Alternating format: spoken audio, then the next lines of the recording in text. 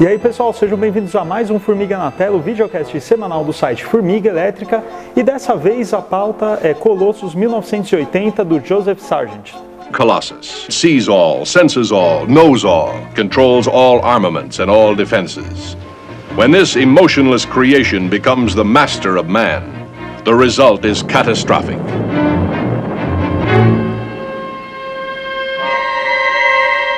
Colossus 1980, um filme de 1970, ele fala aquela clássica temática de ficção científica de computador fora de controle, né? Só que aqui tem uma pegadinha que na verdade o computador não fica fora de controle, ele nada mais faz do que cumprir a sua programação. Mas todos usam esse argumento, né, quando enlouquecem, né?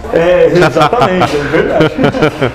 Passando uma breve sinopse, o mundo está vivendo aquele auge da Guerra Fria, né? E os Estados Unidos decidem fazer um mega computador para cuidar do arsenal nuclear, então ter uma reação mais rápida com relação a um ataque inimigo e tudo mais. Só que a questão é que esse computador ele tem que ser super potente a ponto de ser autossuficiente, então nenhum homem vai controlá-lo. O computador por si só ele vai conseguir atuar em todas as diretrizes possíveis. Só que os inimigos da União Soviética eles também montam um supercomputador deles.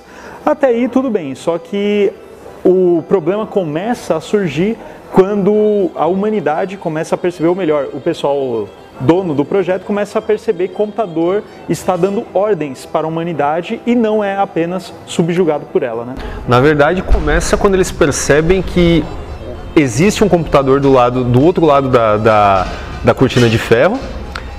E mais importante que isso, os dois computadores estão conversando. E aí é onde aparece o bloqueio, tal, ninguém entende e o computador começa a dar ordens. Não, eu quero falar com, entre aspas, com meu irmão ali do outro lado. Né? Exato. O filme ele é uma adaptação do livro do G.F. Jones. Na verdade é uma trilogia, né? Se estende durante uma trilogia. Em termos de fidelidade, até que ele é bem fiel ao livro do Jones. Mas acho que o mais interessante é que assim, quando a gente está falando de ficção científica, tanto na literatura, quadrinhos, cinema, essa questão, né, do computador deixar de obedecer à humanidade é meio que recorrente. Mas no caso aqui do Colossus 1980, é interessante que ele coloca questões que nós estamos vivendo dilemas hoje em dia. Então, por exemplo, o Colossus, no caso, ele está se comunicando com outro computador russo, que é o The Guardian, e ele começa a dar ordens para a humanidade, começa a meio que fazer a humanidade se isolar meio que de uma bolha, o próprio criador. E o interessante nisso daí é que assim, aí você fala, poxa, o computador está virando um tirano, mas de acordo com a programação dele, ele tem que virar o tirano, né? Então, poxa, o único jeito de salvar a humanidade, porque ele não simplesmente cuida do arsenal nuclear. Com o passar do tempo, ele vê que ele tem que cuidar da própria vida humana, da própria rotina humana. Então, quando a gente traz para hoje em dia, por exemplo, carros autônomos. Tem uma questão que até o Nick Bostrom, que é um tecnofilósofo, ele coloca de uma maneira bem interessante, que assim, imagina você está dirigindo um carro autônomo, só que até o momento em que todos os carros sejam autômatos, você vai ter carro autômato e motoristas humanos dirigindo. Numa ocasião na iminência de um acidente, o carro autônomo vai privilegiar a vida do condutor ou a vida da maioria? Porque imagina, você está no carro sozinho, no carro autônomo, e no outro carro tem 5 pessoas dirigidas por um humano. Vai acontecer um acidente, o carro autônomo vai salvar a vida de um humano, que é você, ou dos 5 ali? Ou ele vai preservar a si mesmo o carro, porque ele vai poder conduzir outras pessoas. Ou, se não, mais do que isso, imagina um mundo onde todos os carros sejam autômatos e eles veem que o jeito, se tiver uma diretriz de proteger a humanidade, não causar acidentes, eles não ficariam todos estacionados, por exemplo? Quer dizer, hoje em dia, como é um protótipo, né, ele tá... Oi? Opa! Sai, sai, sai! Eita, nós! E um comentário bacana de fazer antes da gente mergulhar mais ainda na filosofia do filme é falar que o filme em si ele foi indicado ao Hugo, né, como melhor representação dramática, né? Então o Joseph Sargent, o roteirista do filme que eu não lembro quem era, e o próprio autor do livro, né, o Jeff Jones, eles acabam indicados ao prêmio. O que eu acho muito pertinente assim, porque apesar de tudo, a gente falando aqui parece que é apenas um filme, mais um filme, né, da máquina se voltando contra a humanidade, Mas eu acredito que dentro desse escopo a gente consiga encontrar uma certa leitura sim, muito mais profunda, que vai até além da própria tecnologia, que é a questão do seguinte: Deus existe, né? Se não existe, vamos supor, um ateu pode falar, tá, Deus não existe, Deus é uma criação do próprio homem, da própria humanidade. Então, não é exatamente o que está alegorizado aqui em Colossos. E o que eu acho mais bacana é que me fez lembrar muito de um conto de 1954 do Frederick Brown, que por sinal está nesse livro aqui, Máquinas que Pensam, né, que infelizmente está fora de catálogo, você só acha nas estantes virtuais da vida aí. O nome do conto é Resposta, e ele não tem nem, sei lá, 2 páginas, o conto é isso. E é justamente sobre isso, um supercomputador em que... Aqui a pergunta foi mais direta, afinal de contas não tinha tanto espaço, né? A pergunta que o cientista faz quando o supercomputador é ativado é essa: Deus existe? Agora, o nome do conto é Resposta, mas eu não darei a resposta aqui, eu vou deixar que você procure o conto se for do seu interesse e descubra, porque vale muito a pena. E faça uma dobradinha assistindo Colossos, porque você vai encontrar alguns paralelos, assim, coisas bacanas assim, a serem discutidas dentro desse escopo homem versus máquina, divindade e etc. O interessante disso aí que você falou é que, assim, o computador se voltando contra a humanidade. E você passa o filme inteiro, assim, apreensivo, né? Do tipo, caramba, nossa, que mundo essas pessoas estão vivendo a partir de agora, tal. Todas as tentativas de acabar com esse domínio do computador são totalmente frustradas. E chega no final, é um final pesado. Tanto é que quando o filme acaba, você até fica meio surpreso, porque ele não chega naquele clima, você não sente que o filme acaba, porque, não tem como, acabou, é isso. E você fala, caramba, que final triste e tal. Mas, no fundo, a humanidade está protegida. Sim. Mas a que custo, né? Então, assim, o computador, a máquina, não tem esse discernimento. Né? Então, até uma coisa que o Asimov, com o passar do tempo nas suas obras de robôs, né, que ele criou lá as famosas 3 leis, com o passar do tempo, de acordo com o caminho que as histórias que o Asimov estava criando foram tomando, ele percebeu o seguinte, que aquela lei de você não pode ferir um ser humano, ou por inanição deixar que o ser humano vá se ferir, essa lei era a mais pesada de todas, era a primeira lei, só que ele percebe, opa, na verdade tem uma conjuntura maior, daí ele cria a lei 0. O robô não pode, por ação ou por inanição, deixar que a humanidade... Inação. Inação, isso. Inanição é um computador sem bateria. Então o computador não pode deixar que a humanidade sofra algum mal. Ou seja, se tiver que matar 100 mil em prol de 1 milhão, vai ter que acontecer. Então a máquina não tem essa questão ética, não tem esse julgamento, não tem nem o aspecto físico, né? O que é o mal. Então isso é muito interessante, quando o robô, ele de fato assume aquela programação como verdade absoluta. Indo pro filme em si, é engraçado que o Joseph Sargent, ele nunca pode se dizer que ele é um bom diretor, tal.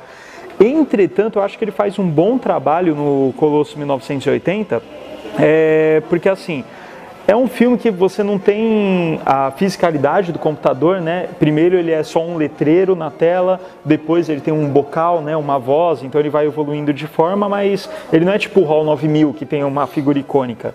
Só que ao mesmo tempo, assim, o filme ele se passa em poucos ambientes e muitas vezes as cenas são longas dentro de um ambiente só que ele consegue fazer algo com a câmera de chicote, né, meio que assim, cara, você vai fazer alguma coisa com relação a isso? Não? E você? E você? É uma câmera acusatória. O começo também, ele faz umas jogadas de ângulo, então, no começo, quando o Dr. Forbin, né, que é o grande criador do Projeto Colossus, ele faz um contra-plongé, assim, dele mostrando, opa, agora ele tem o poder sobre Colossus. E logo depois que ele ativa a máquina, aí mostra a grandiosidade da máquina e tem uma parte que ele está fechando a porta, do tipo, agora o Colossus é autossuficiente, onde a porta está fechando e a sombra do Dr. Forbin está crescendo, assim, ou seja, o que ele figura, a pessoa humana, Dr. Forbin, vai ficar impotente com relação a essa sombra atrás dele que ele criou, que está ficando muito maior que ele mesmo. Então tem umas jogadas, eu não sei, acho que foi um lapso assim Sim. de criatividade do Joseph Sargent nesse filme que ele não apresenta em mais nenhum outro filme, né? Acho que acaba acontecendo intuitivamente e, assim, acho que casa bem com toda essa filosofia do filme, né? Com essa questão sabe, desse peso que o Colossus tem, dessa coisa que cara, eu vou insistir até o fim dessa leitura até religiosa do próprio computador, porque a gente está discutindo lógica aqui e tal, o que o computador tem que fazer para proteger a humanidade e tal, mas esse computador, ele toma atitudes que nós diríamos que são malvadas no mesmo naipe do Deus do Velho Testamento. Sim. Porque as punições, cara, quando ele percebe com alguma conspiração, algum tipo de tentativa da humanidade retomar o controle, ele fala, vocês tentaram retomar o controle, por causa disso eu vou explodir tal cidade, entendeu? Cara, você não vê uma lógica fria nisso, você vê um certo grau de maldade, e esse grau de maldade não vem dos seus próprios programadores? E é interessante isso aí que você falou, porque assim, fazendo a associação a uma deidade do Velho Testamento e tal, e tem uma frase que encaixa muito com isso que você falou, dita pelo próprio Colossus, que é: vocês vão aprender a me amar. Sim, cara. Né? Então, independente de tudo, vocês vão aprender a me amar. E, cara, isso dá um peso, assim, e é interessante que esse peso, que eu acho que ele até se perde no terço final do filme, que assim, enquanto o computador ele só está mandando as informações digitadas lá, escritas, tem aquele som, né, que é um som impotente, assim, parece uma espécie de voz própria. Aí depois, quando fica com aquela voz sintetizada lá de computador, eu até acho que perde um pouco.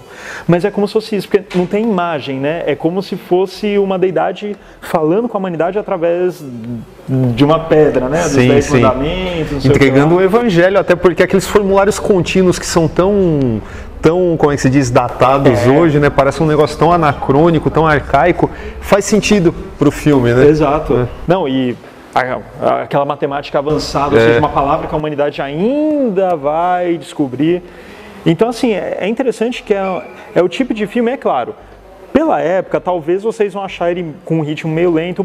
Particularmente eu nem acho, até eu assisti há pouco tempo. E ele não é longo também, ele tem 1h40 só. Exato, então assim, eu nem acho o ritmo dele... É claro, os atores, eles ali não são muito bons, tal, mas é um filme que ele sobrevive pela discussão. Não, ele tem sim uma qualidade, tal, é claro, não é tipo um 2001, tal, mas ele tem sim a sua qualidade e a temática que ele fala é uma temática que vai, tanto é que hoje é uma discussão que está entrando muito em voga com questão de inteligência artificial e tudo mais, e quando a gente vai ver o filme, assim, ele tem uma estética datada, ele tem alguns conceitos meio que datados, entretanto a ideia central não é datada. Não. Isso é sensacional. Facilmente ele figura em qualquer lista de inteligências artificiais surtadas, sabe, filmes de ficção científica com temática contundente que não vai para galhofa. Vale muito a pena realmente, tá no clássico sci-fi número 3 aqui da Versátil, junto com outros filmes bacanas, inclusive o Repo Man, que nós já falamos, né?